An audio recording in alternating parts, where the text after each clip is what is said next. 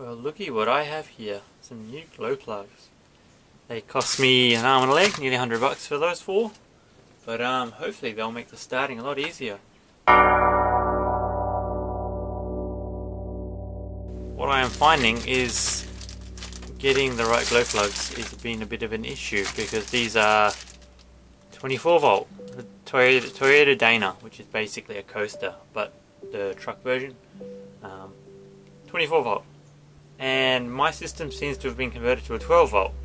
So it might be a bit of a reason why it's not starting as easy as it should.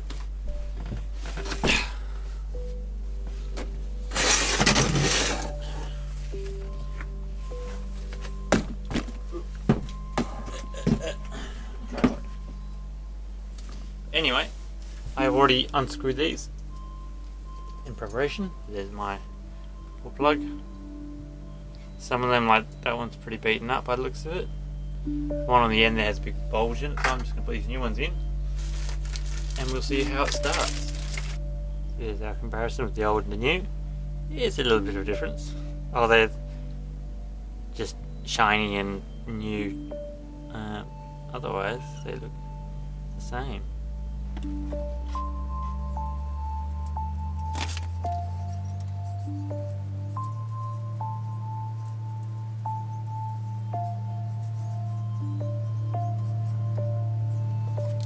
Quick little bit of wire brushing, and I just cleaned up these spots where the glow plugs touch, so hopefully that will give me better current flow. So we'll try this.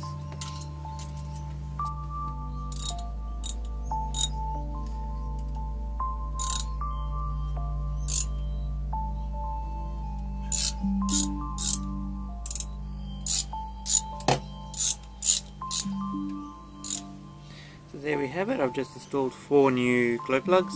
Now to test out and see how it starts.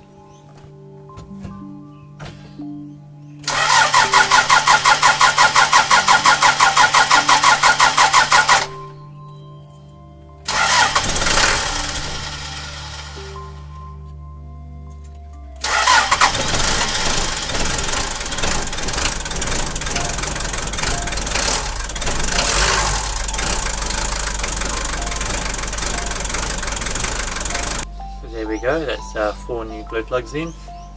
It's still not just twist the key and start. So, well, it's better than it was before, but I think because it's a 24 volt system that's been converted to 12 volt, they haven't changed the starter motor, which is running on 24 volt, or should require 24 volt, so it's not got the compression to get it started as quick as it should. And the glow plugs, you have to hold them across for longer than you really should. It's about 30 seconds you got to hold them on glow for them to get up hot enough. But otherwise it seems to be alright. I don't know if it was worth $100 to replace all the glow plugs. What else is there? I've got a diesel pump diaphragm to install, which I might not need to install in the end, but I will anyway. I'll check it out. I've ordered it, I bought it, so I might as well put it in. Hopefully to deal with that black smoke. I'll check that out and I'll replace it if need be. Probably replace it anyway, but it's a pain in the ass to get to, and it's a bit finicky from what I've heard. So we'll see. So here I am at my aunt's. I've moved the bus to my aunt's house, and I have, well, yesterday I installed the seatbelts, so I've got that one there. I've got 2 of those, but I've only installed 1 so far. And I've got this one here, which is the one out of the middle of the truck. So that bolted in pretty easily. Just used a nylock on the back, and the bolt goes straight through. So that's pretty strong. I need to still cover up those. Same on that side. It used the original mounting points on the back. So use the original mounting point there. So that's original there. Same on the other side. And then on the one side you got the one that I put on there. So that ain't going anywhere. If there is an accident, what's going to go is the whole seat is going to go with you, which is not the best thing, but hey, it's better than not having any seatbelts at all. So there you are, I've done the back, I've fixed up those holes and I have painted it. So that's something at least. So here we are, it's starting to get really dark and cloudy. Hopefully it won't rain anytime soon, but just done as much sanding as I'm willing to do and painted it. Not the best in the world. You can still see a couple of marks in there and stuff like that, but looks better than it did. Still a bit of a dip in it. I found another little hole in there that had just been sealed with silicone, so I might have to dig that out and bog it up. There's this little one here that will mark there, that's a bit of silicone, but we'll see. I'm hoping I can just fix the Diesel Governor tomorrow and book it down for a test to get it inspected and see what else I have to fix. But that's my goal, is to get those fixed. I just went along and painted up every little patch of goop I could find. There's that one there I need to sand off a bit, but the back here is done. That doesn't look too bad now I've painted the whole thing. I'm out of silver paint again, so there's another little hole I've got to goop up. Those ones at the top there I've got to deal with. That there just needed a bit of sand, and there it's a bit flaky, so I might fix that later. Another little patch here that to fix up, and yeah, they're just sanded and painted. So there's still a few places, like there's rust on this lip here, and I've got to do that, a little bit of bog there. But that's most of the top done. So hopefully I'll have it inspected tomorrow. I'll fix the pump hopefully tomorrow, maybe the next day, and I'll book it in for inspection and see what else I have to do. How much water is up there?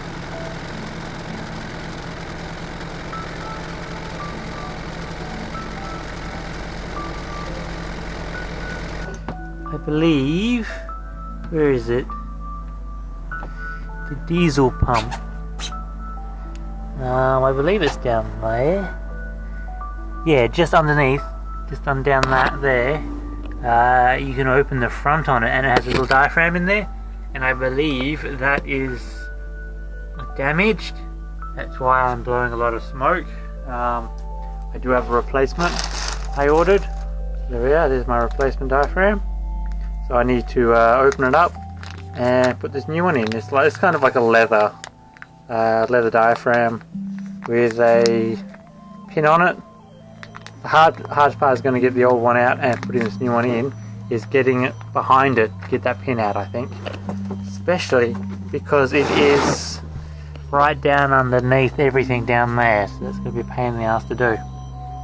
But we'll give it a go and we'll see what happens. Alrighty, let's see what we've got. I've finally got access to it. And if we come down here, there you go. That is the diaphragm underneath the intake manifold above the starter motor, so either way there's no access to it. But looking at it, it looks pretty fine. So don't really know why it's a bit smoky. Maybe just because it's old, it's smoky. But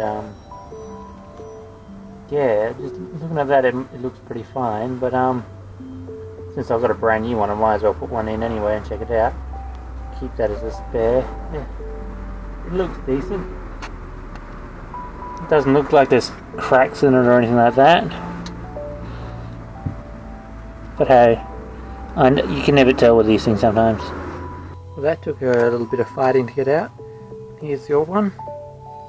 It looks alright. I did, however, spot like there's a few little bits of damage on there. I might have done that trying to get it out. But there was like a small crack on the back. I didn't know if it went all the way through. But now that I got it out, I might as well replace it. See there, I don't know if you can see that in the light, but there's a bit of a crack about here-ish in the leather. It also looks a little bit dry. It still seems fairly pliable except for that small crack. But we'll replace it. The only thing holding it in is it goes onto a rod, and then it's got a washer and a slip pin. and that is a pain to get to because they're on the underside or the inside of the thing down there, that holder. So it's a pain in the ass to get to. But I'll replace them now because I've got a nice new one here. So that one's all nice and oily. You can see all the oil in the bag, so that should all be nice and goopy. So we'll replace it, and I'll clean that up so all the seals are good again. And we'll hope for the best. There's only 4 bolts, 4 screws that hold the cap on, and then a pin and a washer which hold that on. And it's taken me about an hour and a half to get.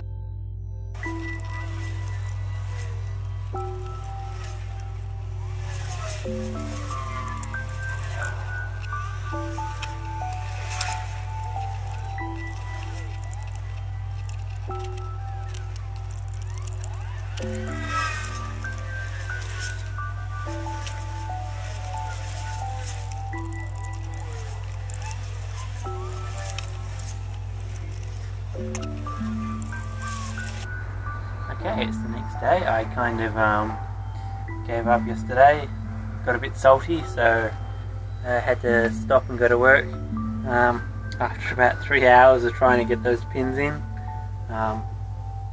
So now I've come back again and I'm going to give it another shot. Now I've had a little bit of time to think about it, and I've grabbed some grease, so I can use grease kind of to stick the washer onto the side of the diaphragm so it doesn't fall off every time. And hopefully, because grease is a good lubricant but it's also sticky, so it should hold everything in place while I get the pin in, rather than having to jam my finger in to hold everything in place and then not have enough room to get the pin in. I've also got a pair of longer and thinner pliers, so I'm going to try and give those a go. And I got it in. Look at that, it's in. That didn't take as long today as I expected. Now I'm just dealing with this. I am cleaning the outer case.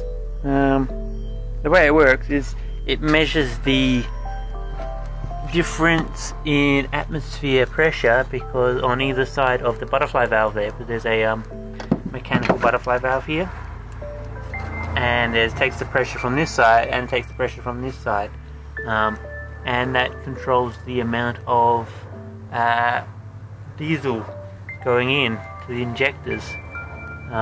It's very, very rudimentary, but it does the trick. So now I am just going to try and get it all back together. Everything down here is filthy, as you can see. I didn't really bring anything to clean with. Okay, so that's about all for now. If you liked the video, hit the like, hit the subscribe, let me know, because I am constantly doing work on this contraption.